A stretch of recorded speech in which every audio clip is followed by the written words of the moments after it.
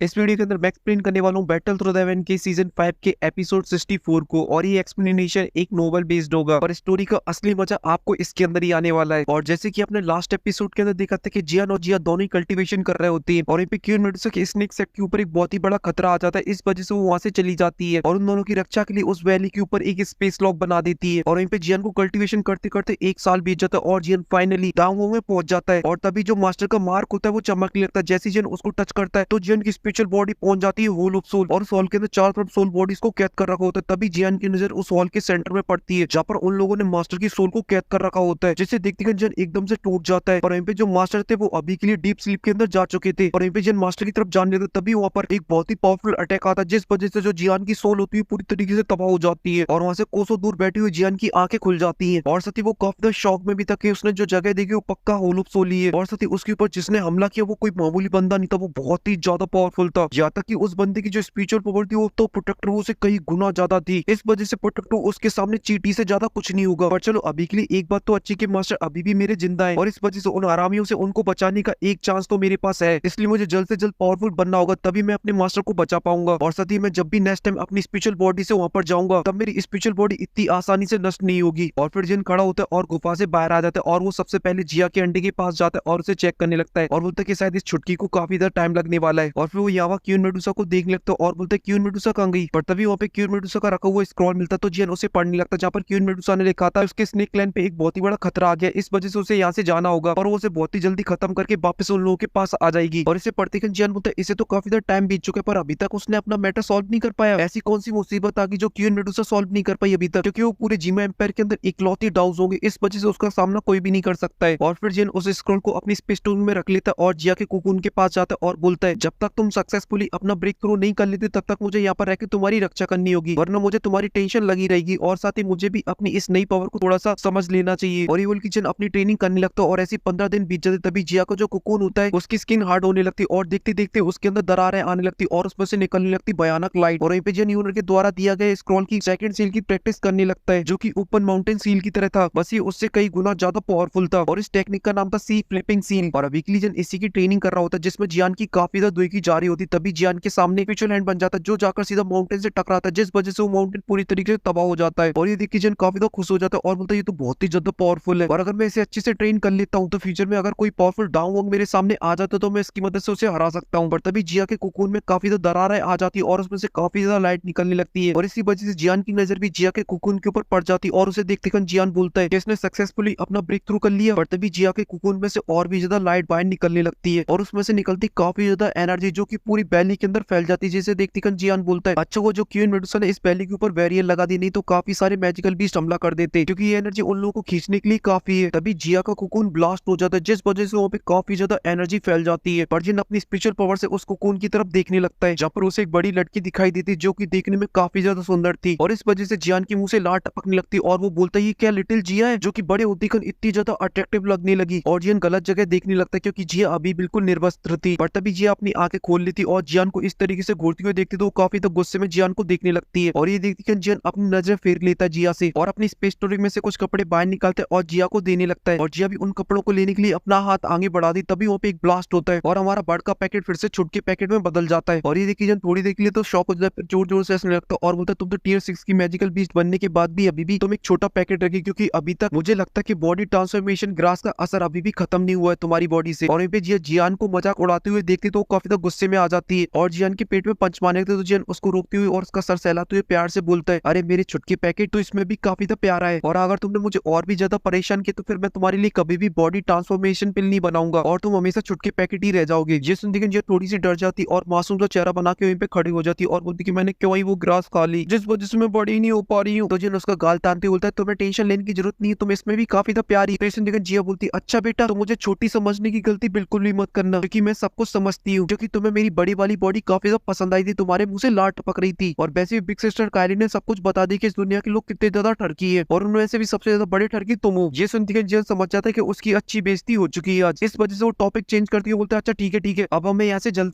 चलना चाहिए क्योंकि हमें यहाँ पे काफी ज्यादा टाइम हो चुका है। तो जिया बोलते ठीक है पर क्यून मेडुसा का है, तो जियान जिया को सब कुछ बता देता है क्यून मेडुसा के बारे में और साथ ही अब उसे क्यून मेडुसा की काफी ज्यादा टेंशन भी होने लगती है कि अभी तक वो वापस क्यों नहीं आई है और ये सब उसे इसलिए फील हो रहा होता है क्योंकि उसके दिल में जाग चुकी थी क्यून मेडुसा के लिए फीलिंग्स। पर वो अभी के लिए इस फीलिंग को मानने के लिए बिल्कुल भी तैयार नहीं था। और तभी जियान जिया से बोलता है कि तुम थोड़ा सा पीछे हट जाओ, क्योंकि क्वीन मेडुसा ने हम लोगों की प्रोटेक्शन के लिए इस वैली के ऊपर एक स्पेस लॉक बना दिया, जिससे हम लोगों को कोई परेशान ना करे। पर अब हमारा कल्टीवेशन पूरा हो चुका है, इस वजह से अपन लोगों को इससे बाहर निकलने के लिए इसको तोड़ना होगा। और अब मैं डाउन पे पहुंच चुका हूं, इस वजह से मैं इसे बहुत ही आसानी से तोड़ दूंगा। तो इस जिया बोलते तुम्हें बस तोड़ना ही फोड़ना आता है, हम लोग इसे बिना तोड़े भी इधर से बाहर जा सकते हैं। और फिर जी वहां से बहुत ही आसानी से बाहर निकल जाती है। ये देख के जियान बता रही है मैं तो भूल ही गया था, ये छुटका पैकेट तो कहीं से भी निकल जाता कोई भी स्पेस लॉक से। और फिर जी अपना हाथ फिर से स्पेस लॉक के अंदर डाल देती और जियान से बोलती कि तुम मेरा हाथ पकड़ के बाहर आ जाओ। तो जियान भी जिया का हाथ पकड़ता और जिया उसे बहुत ही आसानी से वहां से बाहर निकाल लेती है। और फिर जंगल को चारों तरफ देखने लगती, क्योंकि उसे अभी भी डर लग रहा था कि वो मैजिकल बीस्ट उसके इंतजार में तो नहीं खड़े, जिनकी उसने मेडिकल हब चुराई थी क्वीन मेडुसा की हेल्प से। पर जिन इस बात पे ध्यान नहीं देता और वहां से जाने लगता, तो जिया भी उसके पीछे पीछे जाने लगती है। पर अभी भी उसकी नजर चारों तरफ ही होती है और ऐसे वो दोनों 5 मिनट तक उड़ते रहते। तभी जन एकदम से रुक जाता है और जिया का ध्यान तो ऑलरेडी कहीं और ही होता है। इस वजह से वो जाकर जियान में घुस जाती है, जिस वजह से वो दोनों टकरा जाते हैं। और जिया अपना सर पे हाथ रखती हुई बोलती है, ओए पागल जन, तू पागल वागल है क्या, कहीं भी रुक जाता है। पर तभी जन एकदम सीरियस होती हुई बोलता है कि हम लोगों को काफी देर हो गया उड़ते हुए, पर अभी तक इस जंगल के अंदर हमें एक भी मैजिकल बीस्ट नहीं मिला है। और ये बात काफी ज्यादा शॉकिंग, क्योंकि ये जंगल के अंदर मैजिकल बीस्ट कूट कूट के भरे पड़े हैं। तभी जिया अपनी नाक की सुपर पावर का यूज करती है और बोलती है कि मुझे यहाँ पर तो कोई भी दूर दूर तक मैजिकल बीस्ट महसूस नहीं हो रहा, पर एयर के अंदर एक बहुत ही अजीब सी स्मेल महसूस हो रही है। तभी जन अभी के लिए तुम अपनी सांस को रोक लो, क्योंकि यहाँ पे चारों तरफ पॉइजन फैला हुआ है और हमें अभी के लिए क्विंसेंट सिटी की तरफ जाना चाहिए, जहाँ पर हमें पता चल सकता है कि यहाँ पे हुआ क्या है। तभी जन बोलते ये पॉइजन गैस उसी लड़की ने तुमने फैलाई जो कुछ टाइम पहले हम लोगों से मिली थी। तो जन बोलते बिल्कुल नहीं, क्योंकि उसका पॉइजन बहुत ही ज्यादा पावरफुल है। अगर वो अपना पॉइजन यहाँ पर फैलाती तो 500 किलोमीटर की रेंज के सभी लोग मारे जा चुके होते, और ये पॉइजन उसके पॉइजन से काफी ज्यादा कमजोर है। और ये बोल की जन जिया को लेकर क्विंसेंट सिटी के लिए निकल जाता है और यहीं पे हमें क्विंसेंट सिटी का सीन दिखाया जाता है, जहाँ पर सभी के घर के गेट बंद थे और कोई भी बाहर नहीं निकला हुआ था और वहाँ पे फिर रहे होती है पॉइजन मास्टर, जो कि लोगों को मार रहे होती है। और ये सब देख के एक बंदा बोलता है पॉइजन मास्टर हमारे जिम एम्पायर के अंदर कैसे घुसा है। तो दूसरा बंदा बोलता है तुम्हें ये नहीं पता कि हमारे एम्पायर के ऊपर 3 एम्पायरों ने हमला कर दिया है। बोलता है कि फिर हमारी यान अलायंस क्या कर रही है, वो हमारी बात क्यों नहीं कर रही। तो दूसरा बंदा बोलता है कि यान अलायंस भले ही काफी ज्यादा पावरफुल है, पर उनके पास भी वॉरियर की एक लिमिट है और इस वजह से वो 3 एम्पायर को अकेले नहीं संभाल सकती है। तो इस उनके पहला वाला बंदा बोलता है कि अब हम लोगों को कौन बचाएगा, क्योंकि हमारी क्विंसेंट सिटी के अंदर सबसे पावरफुल बंदा ही क्लैन का लीडर है, जो कि अभी के लिए डाउ वेंग की फर्स्ट स्टार पर है। और इवन पॉइजन मास्टरों में एक 4 टियर का पॉइजन मास्टर है और वो डाउ वेंग 4 स्टार पर है। और साथ ही उसके साथ जो और भी वॉरियर वो भी काफी ज्यादा पावरफुल है, इस वजह से हम लोग उनका सामना नहीं कर सकते हैं। तो इस उनके एक बंदा बोलता है चाहे कुछ भी हो जाए हम लोग उनका डट के सामना करेंगे, चाहे फिर हम लोग मारे क्यों ना जाए। तो एक बंदा बोलता है अभी तक हम लोग इसलिए जिंदा है क्योंकि हम लोग छुपे हुए हैं, अगर उन लोगों को पता चल जाता है हम लोगों के बारे में तो एक ही पॉइजन मास्टर हम लोगों को मार सकता है। क्योंकि मैंने तो यहाँ तक सुना है जो पॉइजन मास्टर उन लोगों ने जिम एम्पायर के काफी सारे सेक्टरों को तबाह कर डाला है और वहाँ के सभी लोगों को अपने पॉइजन से मार डाला है। तो इस उनके अंकल बोलते कि हमारे पास बस एक ही रास्ता है कि हम लोग इनका सामना करें और अपनी सिटी को बचाएं, इसके अलावा हमारे पास कोई दूसरा रास्ता नहीं है। क्योंकि हमारी मदद करने के लिए यान अलायंस का कोई भी लीडर नहीं आ सकता, क्योंकि वो सभी लोग तो अभी बॉर्डर पे लड़ रहे होंगे उन तीनों एम्पायरों से, इसलिए कोई भी ऐसा वॉरियर नहीं होगा जो हमारी मदद करने के लिए यहाँ पर आ पाए यान अलायंस से। और पॉइजन मास्टर ने फर्स्ट बॉल को तोड़ दिया होता और वो उन लोगों के काफी ज्यादा पास आ चुके होते और वो सभी से बोल रहे होते जल्द से जल्द तुम सभी लोग बाहर निकलो, नहीं तो हम इस पूरे टाउन के अंदर अपना पॉइजन फैला देंगे। और ये बात सुनने के बाद कोई भी बाहर नहीं निकल के आता, इस वजह से वो काफी ज्यादा गुस्से में आ जाते और वो हंसता है और अपना पॉइजन फैलाने लगता है चारों तरफ। ये देखते ही गेट का लीडर सभी लोगों से बोलता है कि सभी लोग अपनी दुखी से अपने आप को कवर कर लो और साथ ही कुछ देर के लिए अपनी सांसों को भी रोक लो। जिस जो पॉइजन मास्टर होते बोलते अच्छा ऐसी बात है, और फिर वो अपने सभी साथियों से एक इशारा करता है जिस वजह से वो एक फॉर्मेशन बना लेते हैं और उस वजह से वहाँ पे हवा काफी ज्यादा तेज चलने लगती है और वो पॉइजन मास्टर उसके अंदर अपना पॉइजन मिला देता है, जिस वजह से वहाँ पे चारों तरफ पॉइजन फैलने लगता है और वहाँ के जो लोग होते हैं अब वो बेहोश होने लगते हैं। ये सब देखते ही गेट का लीड बोलता है कि ऐसे अब काम नहीं चलने वाला है, हम लोगों को इनका सामना करना पड़ेगा। और ये बोल के वो बाहर निकल आता है और वो पॉइजन मास्टर के साथ भिड़ जाता है और उनमें लगे